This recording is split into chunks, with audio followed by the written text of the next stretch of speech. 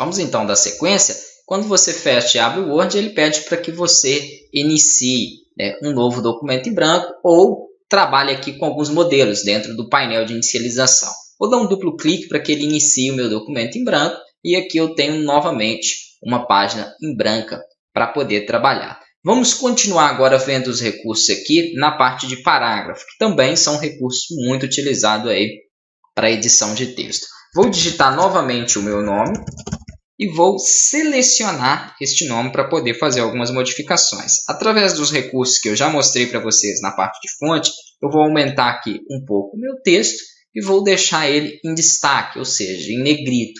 Vou colocar também uma outra cor aqui para ele. Vou deixar ele da cor azul, né, escuro. E aqui na opção de parágrafo vai ser onde eu vou poder trabalhar marcadores, que são aquelas opções de marcações aqui onde eu posso selecionar por símbolos. Né? Nós vamos poder trabalhar marcadores numéricos, trabalhar alinhamento, trabalhar cor de fundo do parágrafo, trabalhar aí diversos recursos referentes a parágrafo e tabulação. Vamos entender um pouquinho sobre o alinhamento, que é dentro desse conjunto de parágrafo o recurso mais importante. Por padrão, o seu texto vem sempre alinhado à esquerda.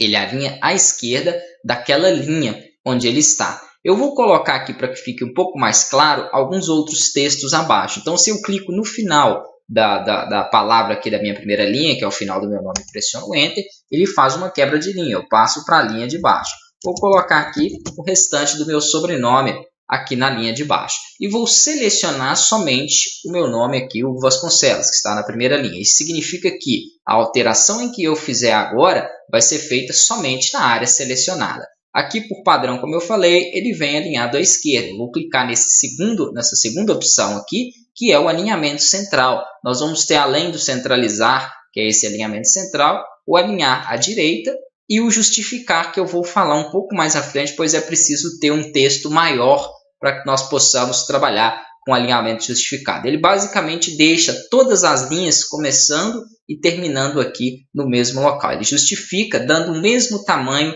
para todas as linhas do seu documento. Então, ele é bem interessante, principalmente quando a gente trata de formatação direta em documentos. Eu vou deixar o nome aqui centralizado e vou selecionar a segunda parte do meu sobrenome, que está na segunda linha abaixo, e vou clicar para que ele possa alinhar à direita.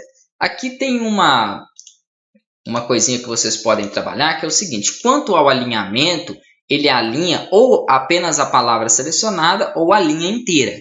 Nesse caso aqui, se eu clicar na minha segunda linha, que é de Freitas, e selecionar para centralizar, percebam que ele vai alinhar ali, vai centralizar toda aquela linha. Então, ou eu posso, né, trabalhar com uma parte do texto, que eu vou mostrar um pouco mais adiante. Para isso eu preciso de ter um texto maior, ou eu posso trabalhar por linha. Então, clicando aqui no meu texto e selecionando para que ele vá à direita, ele vai jogar toda aquela linha, independente ali, né, do que estiver selecionado ou não. Vou selecionar somente as 3 últimas linhas, vou alinhar à direita. Ele não entende isto para alinhamento, somente para alinhamento. Por quê? Ele alinha toda a linha e não somente uma parte do texto. Ah, mas tem como eu trabalhar com um texto, uma parte do texto à esquerda e outra à direita? Sim.